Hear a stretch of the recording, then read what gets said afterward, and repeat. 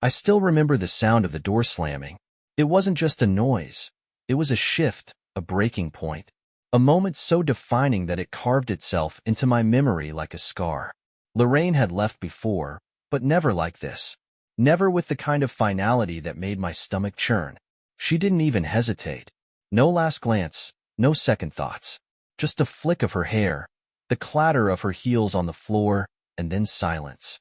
"I'm going to Caleb's party," she had said, adjusting her dress in the hallway mirror. "Since you clearly don't care about having fun, I'll go enjoy myself without you." It was like she wanted me to react, to fight her on it. But I didn't. I just stood there, staring at the spot where she had been seconds ago, my pulse drumming in my ears. Caleb. Of all people, it had to be him. The ex-boyfriend who had hovered like a shadow in the background of our marriage. The one she swore meant nothing, but whose name always felt heavier in conversation. The one who made her laugh just a little too much when we ran into him at social events. And now, she was going to his house. To a party full of people who had never thought I was good enough for her. Maybe I should have yelled. Maybe I should have begged her to stay. But what would be the point? This wasn't about me. It never had been. The moment she left, I sat down on the couch, staring at the blank television screen. My mind raced through every conversation we had ever had about Caleb. Every reassurance. Every eye roll when I brought up my concerns. "You're being insecure," she had said once, laughing at me like I was a jealous fool. Maybe I was. But maybe I wasn't. I ran my hands over my face and exhaled sharply. I needed to clear my head. I needed to think. I grabbed my phone, scrolling through my messages out of habit. My friends had sent a few texts earlier, but I hadn't answered. One in particular caught my eye. "Elliot. Hey man, if you're free tonight, let's grab a drink." "You good?" I stared at the screen. Was I good? Not even close. I hesitated, my thumb hovering over the keyboard. But before I could respond, another message popped up. "Elliot. Actually, never mind. I just heard where Lorraine went. If you need anything, call me." I clenched my jaw. So, word was already spreading. People knew. They knew my wife was at her ex's house. And here I was, sitting alone, looking like a fool. Hours passed. I tried distracting myself, flipping through channels, pacing the living room, checking my phone like a man waiting for news he didn't want to hear. Midnight came and went. 1 a.m. No call. No text. I finally stood up, walking to our bedroom, expecting to find some sign that she had at least thought about me before leaving. But the room was untouched. The bed was still made. And on her dresser, next to her jewelry box, was her wedding ring. She had taken it off. The sight of it sent a wave of nausea through me. She had made a choice tonight. But so had I. By the time she walked through that door, she wouldn't be coming home to the same husband she left behind. The wedding ring sat there, small but suffocating, like a tiny piece of metal crushing my chest. I stared at it for what felt like hours, trying to convince myself it didn't mean anything. Maybe she just forgot. Maybe she took it off while getting ready. But the truth was staring me in the face. She hadn't wanted it on her finger tonight. I sank onto the edge of the bed, gripping my temples. A storm of emotions raged inside me. Anger, pain, betrayal, and worst of all, humiliation. I could already hear the whispers. The people at that party smirking behind their drinks, exchanging glances as they realized Lorraine's husband wasn't there. And Caleb? He'd be the life of the party, his hand on my wife's back, his voice in her ear. He was always good at making her laugh, at making her feel young and reckless. I had no doubt he'd try something tonight. And Lorraine? She had already made it clear she didn't care. The clock read 2:17 a.m. She still wasn't home. I had paced every inch of the house by now, my mind running circles around itself. I wanted to call her, demand an answer, ask her if she had any idea what this felt like. But what would that accomplish? Nothing. If she cared, she wouldn't have gone. If she respected me, she wouldn't have left her ring behind like it was nothing. I had to accept the truth. I was alone in this marriage. And maybe I had been for a long time. By 3 a.m., something inside me snapped. I couldn't sit in this house another second. I needed air. I needed to move. I grabbed my jacket and keys and walked out without looking back. The cold night hit me like a slap, but it was better than the suffocating stillness inside. My car rumbled to life, and before I could think too much about it, I started driving. Not toward the bar, not toward a friend's house, but toward Caleb's. I didn't know what I expected to find. Maybe I wanted to prove myself wrong. Maybe I wanted to see Lorraine stepping outside, realizing how late it was, calling a cab to come home. Maybe I wanted her to look guilty, to show even an ounce of remorse. But when I pulled up near his house, my stomach clenched. Cars lined the street, the bass from inside still thumping. The party was still going strong. And then I saw her, Lorraine, standing in the doorway, her arms draped around Caleb's neck. I couldn't move. I could only sit there, frozen, as I watched her laugh at something he said. Her body leaning into his like it belonged there. Like she had never belonged to me at all. Something inside me shattered. I didn't feel rage. I didn't feel sadness. I felt nothing. Because at that moment, I realized the woman I married didn't exist anymore. I don't know how long I sat there. Maybe minutes, maybe an hour. But at some point, I put my car in drive and pulled away. I had been waiting all night for Lorraine to come home. But she already had. She just wasn't coming home to me. And that's when I made my decision. When she walked through that door, expecting everything to be the same, she would find out exactly how wrong she was. I don't remember much of the drive home. My hands gripped the steering wheel so tightly my knuckles turned white, but I barely noticed. My mind was locked on the image of Lorraine in Caleb's arms. The way she laughed, the way she tilted her head just enough to let him whisper into her ear, the way her body molded into his without hesitation. She was comfortable there, like it was natural, like it had been happening long before tonight. I should have felt anger, fury, a need to confront her, to scream, to make her feel an ounce of what I was feeling. But I didn't, because as I drove through the empty streets, something else took its place, a clarity so sharp it almost hurt. This wasn't a mistake. It wasn't a lapse in judgment. It was a choice. She had made her decision, and now I was making mine. When I pulled into the driveway, the house was just as I left it, dark, quiet, lifeless. A reflection of what my marriage had become. I stepped inside, closing the door behind me with the same finality that Lorraine had slammed it hours ago. The wedding ring still sat on the dresser, mocking me. A reminder that she had walked out of this house as someone else, someone I didn't recognize anymore. I picked it up, rolling the small band between my fingers. How many times had she sworn she loved me while wearing this? How many times had she looked me in the eyes and told me I was the only man she wanted? Lies. All of it. The weight of it settled on my chest, pressing the air from my lungs. But then, as I stared down at the ring, a thought cut through the noise. If she could so easily discard this marriage, then why was I holding on to it? For the next few hours, I didn't sleep. I didn't sit still. I moved through the house with one goal in mind, making sure Lorraine knew exactly what she had lost. I pulled out my suitcase, the one tucked away in the back of the closet from our last vacation. I started throwing things into it, clothes, toiletries, essentials. But I wasn't packing for me. I was packing for her. I went through her drawers, her side of the closet, pulling out the things she wore most often, the things she loved. The expensive dresses, the jewelry, the shoes she always swore she couldn't live without. I packed them all. Then I grabbed a trash bag. The framed wedding photos came down first. Our smiling faces, our hands intertwined, the happiest day of our lives. Gone. Every picture, every reminder of the life we had built together. I ripped them from the walls, from the shelves, from the frames on the nightstand. By the time I was done, the house felt emptier than ever, like she had already left. And maybe, in a way, she had. The clock read 5:42 a.m. when I finally sat down. I stared at the packed suitcase by the door, the trash bag filled with memories I didn't want anymore, and the hollow space where our wedding pictures once hung. It was done. The house wasn't ours anymore. It was mine. And when Lorraine walked through that door, expecting things to be the same, she would find out just how wrong she was. The sky outside had started to lighten by the time I heard the familiar sound of a car pulling into the driveway. I sat motionless in the living room, staring at the wall where our wedding photos used to hang. The emptiness of it felt fitting. The silence of the house pressed down on me, thick and suffocating. A few seconds later, I heard the soft click of the front door unlocking. She was home. I didn't move, didn't speak. I just listened. At first, there was nothing.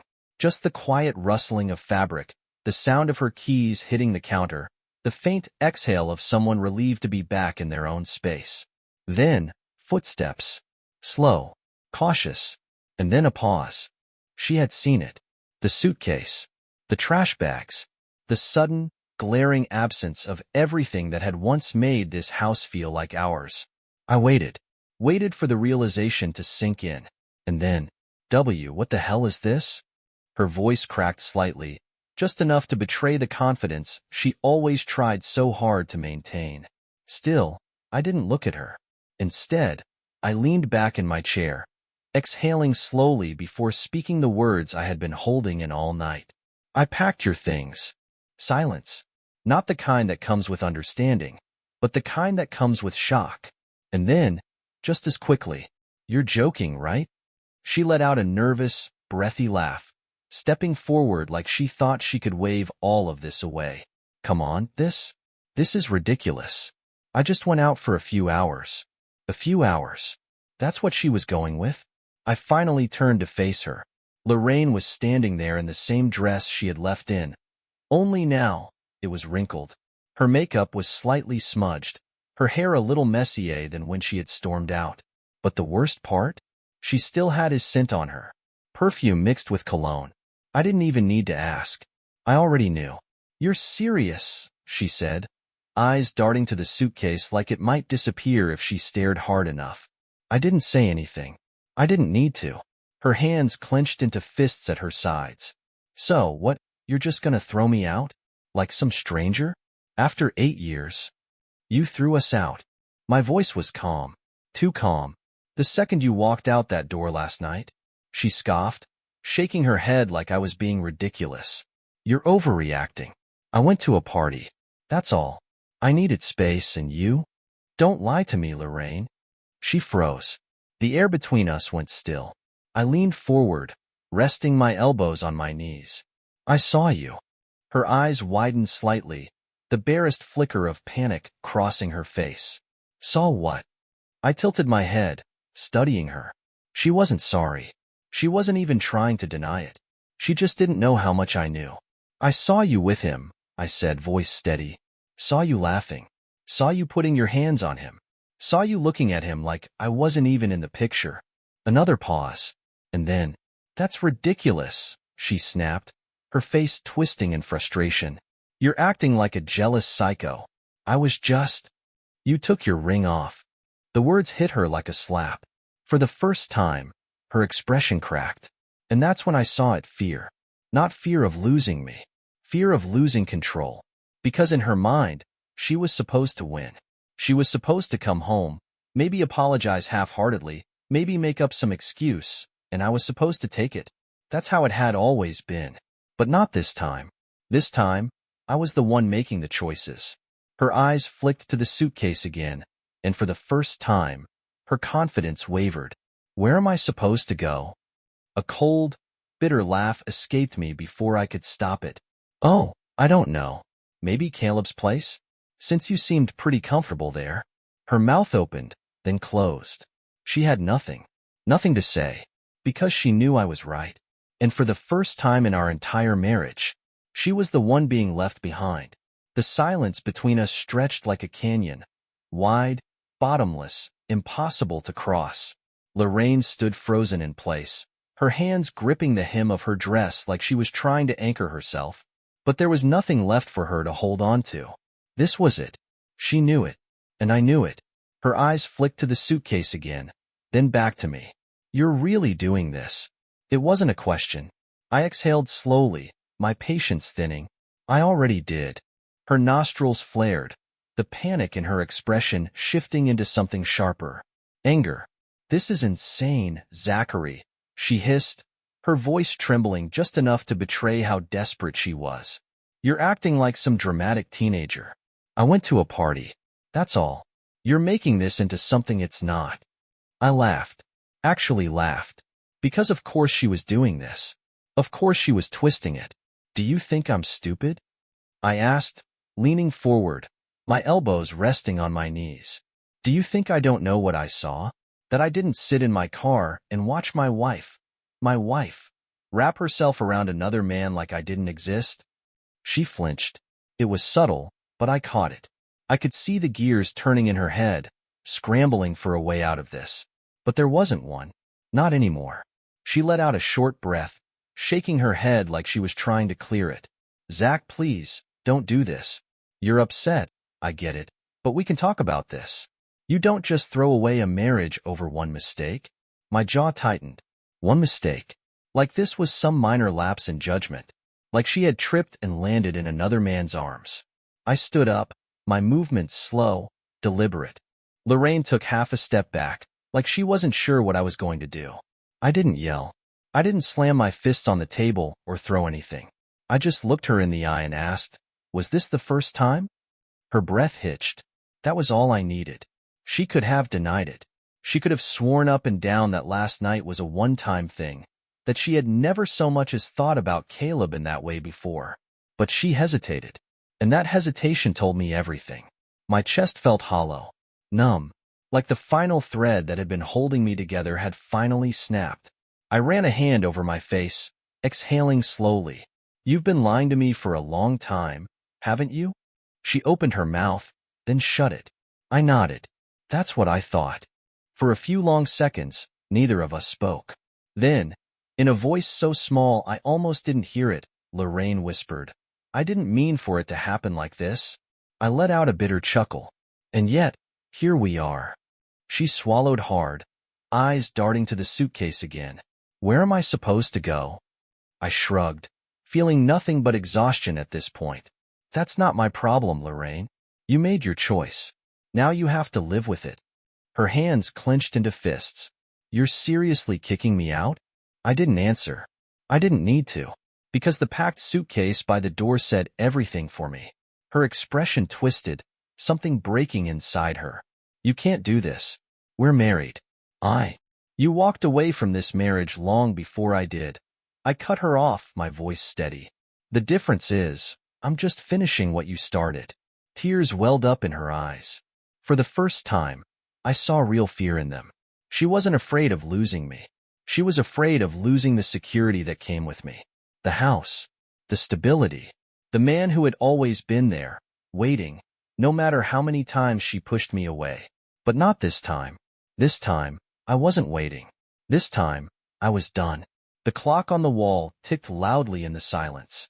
Lorraine looked at me like she was searching for something. An opening, a crack, any sign that I might change my mind. But there was nothing left to say. Nothing left to save. I stepped past her, grabbed the suitcase, and set it outside on the porch. Then, I turned back to her. Goodbye, Lorraine. And with that, I closed the door. The click of the door shutting behind her was louder than any argument we had ever had. I stood there, my hand still on the handle, feeling the weight of that single moment settle into my bones. It was over. Really, truly over. I exhaled, pressing my forehead against the door for just a second. My chest felt tight, my mind racing with everything that had happened in the last 12 hours. It didn't feel real, none of it did. But when I turned around and looked at the house, the empty walls, the missing wedding pictures, the space where her shoes used to sit by the door, I knew it was.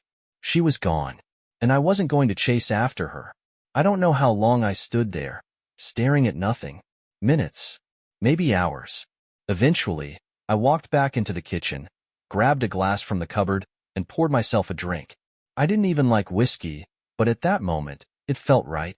I took a sip, feeling the slow burn down my throat, and let my eyes wander over the room. It looked the same.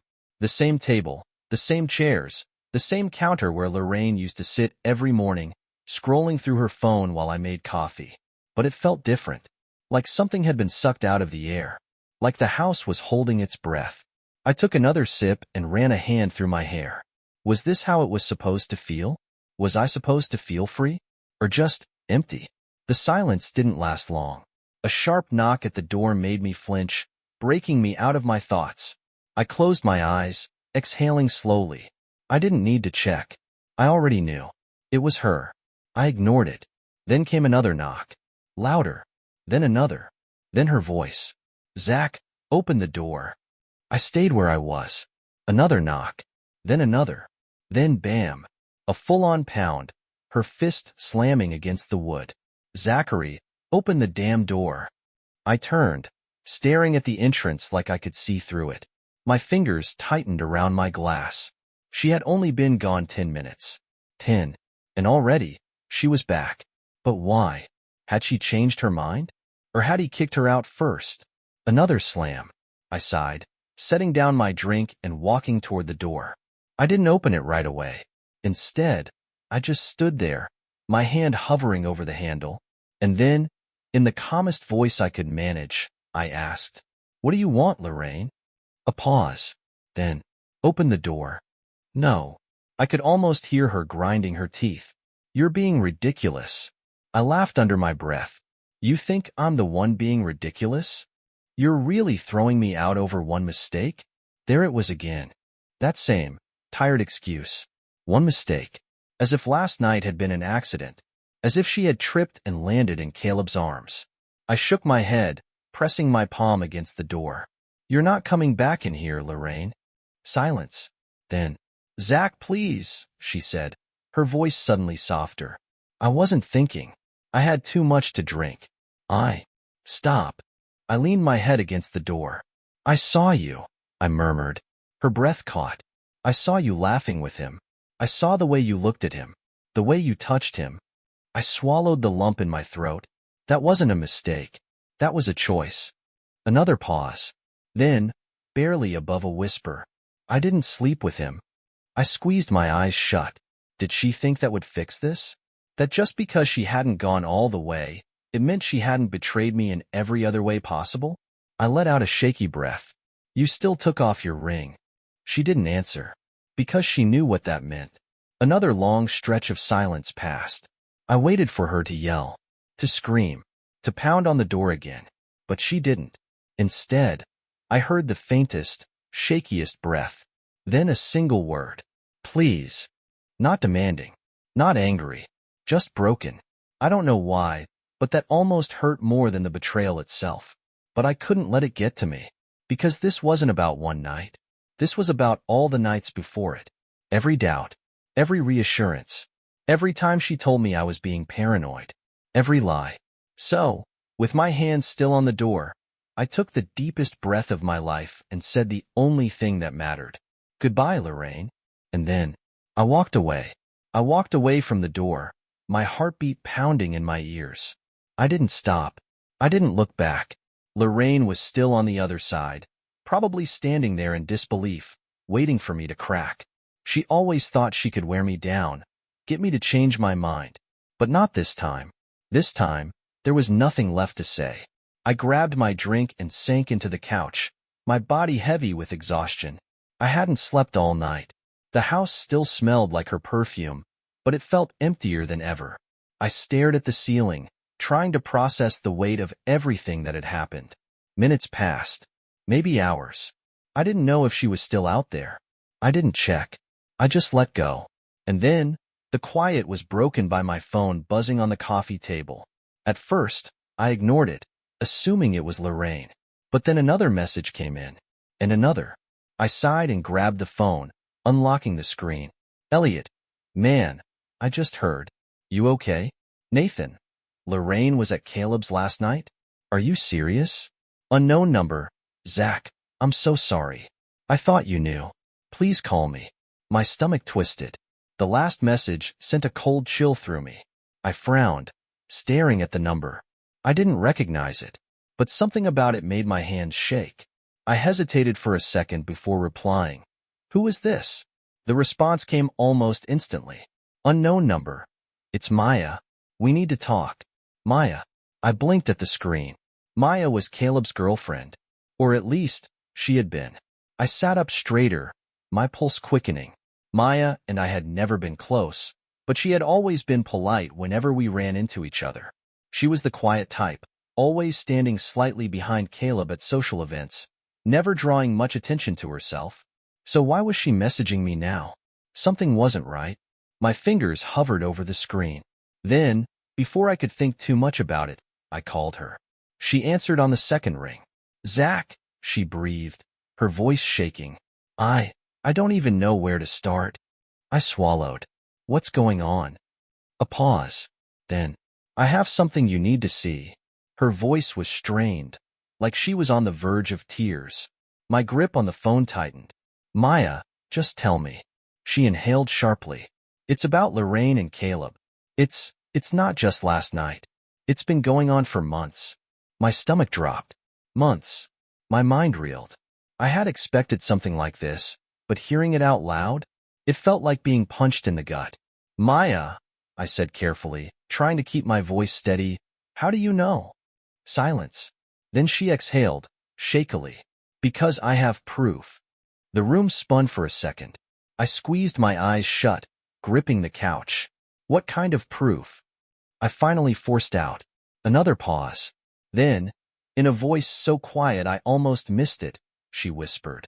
"Videos. Texts. Everything." I couldn't breathe. Everything.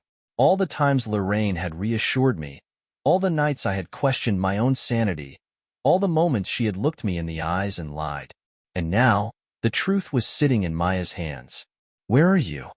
I asked, my voice eerily calm. She sniffled. "At my place. I don't want to send this over text. You need to see it for yourself." I stood up, grabbing my keys before I could second-guess myself. "I'm on my way." And with that, I walked out the door, leaving behind the last pieces of my broken marriage. The drive to Maya's apartment was a blur. My mind raced, replaying every moment of my marriage through a new, painful lens. The doubts, the gut feelings I had ignored, the nights Lorraine had come home late with flimsy excuses. All of it was coming together like a puzzle I never wanted to solve. When I pulled up outside her building, I hesitated. Did I really want to see this? Did I need to? Yes.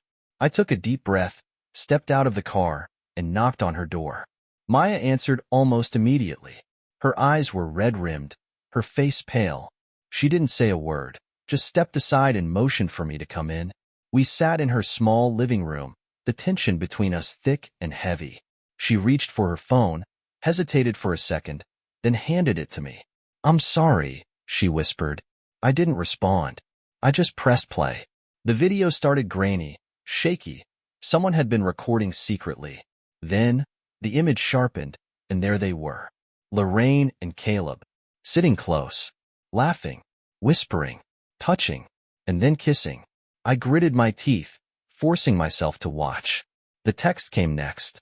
Messages between them stretching back months. Flirty, intimate, detailed. Plans made behind my back. Excuses crafted to keep me in the dark. I felt sick. Maya was watching me carefully, probably expecting me to explode. But I didn't. Because, for the first time, I wasn't angry. I wasn't heartbroken. I wasn't confused. I was free.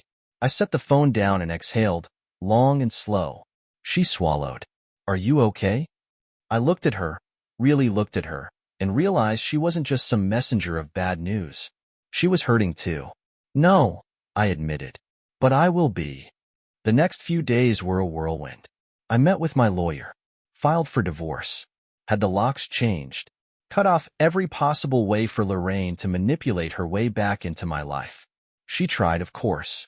She called. She texted. She even showed up at my doorstep, but I never answered. She didn't get to lie her way out of this one. The truth was out, and I was done. I had wasted enough time on someone who never valued me. It was time to start over. Months passed. The divorce was finalized, and with every signed paper, I felt lighter. I started going out more, reconnecting with old friends, finding pieces of myself that had been buried under years of trying to make a broken marriage work. And Maya? We kept talking. At first, it was just about them. The betrayal, the hurt, the mess we had to clean up. But then, something shifted. We started talking about us, about our lives, our goals, our dreams, about things that had nothing to do with the people who had betrayed us. And one evening, as we sat at a quiet cafe, laughing over something completely stupid, I realized I wasn't just surviving anymore. I was living. The night Lorraine walked out of our house, I thought it was the worst moment of my life. But now, I see it for what it really was. The beginning of something better. Because sometimes, the best thing that can ever happen to you is losing the wrong person.